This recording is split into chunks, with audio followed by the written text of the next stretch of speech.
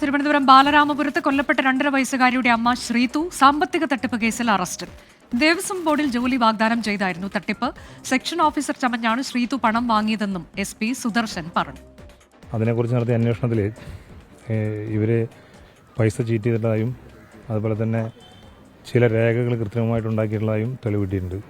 അതിൻ്റെ അടിസ്ഥാനത്തിൽ cheating and ഫോർജറിക്ക് ഇവരെ ഇന്ന് അറസ്റ്റ് ചെയ്തിട്ടുണ്ട്. അവരൊന്ന് കോടതിയിൽ ഹാജരാക്കും.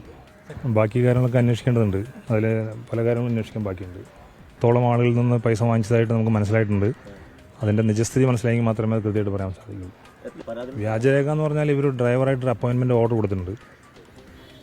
അവർ സെക്ഷൻ ഓഫീസർ എന്ന് പറഞ്ഞിട്ടാണ് അതിൽ സീലടിച്ചിട്ട് ഒപ്പിട്ടുള്ളത്.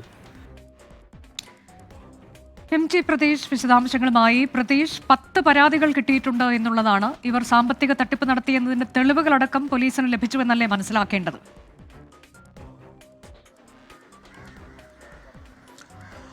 അനുജ, തീർച്ചയായും 2.5 വയസ്സുകാരിയുടെ കൊലപാതകത്തിൽ അവ്യക്തത തുടരുന്നതിനിടെയാണ് സാമ്പത്തിക തട്ടിപ്പിൽ ഈ കുഞ്ഞിന്റെ മാതാവ് ഇപ്പോൾ അറസ്റ്റിലാകുന്നത്. അല്പസമയം മുമ്പാണ് ഈ ശ്രീതുവിന്റെ അറസ്റ്റ് രേഖപ്പെടുത്തിയതായി SP സുദർശൻ അറിയിച്ചിരിക്കുന്നത്. ഈ ബാലരാമപുരം സ്വദേശിയായ ഷിജു നൽകിയ പരാതിയിലാണ് ഇപ്പോൾ ഈ ഒരു അറസ്റ്റ് നടപടി ഉണ്ടായിരിക്കുന്നത്. 10 ലക്ഷം രൂപ ജോലി വാഗ്ദാനം ചെയ്ത് തട്ടി എന്നതാണ് പ്രധാനമായും ഈ പരാതിയിൽ പറയുന്ന കാര്യം. ഈ തിരുവിതാംകൂർ ദേവസ്വം ബോർഡിൽ ഉന്നത ഉദ്യോഗസ്ഥ എന്ന് പറഞ്ഞായിരുന്നു ഈ തട്ടിപ്പ് നടത്തിയത്.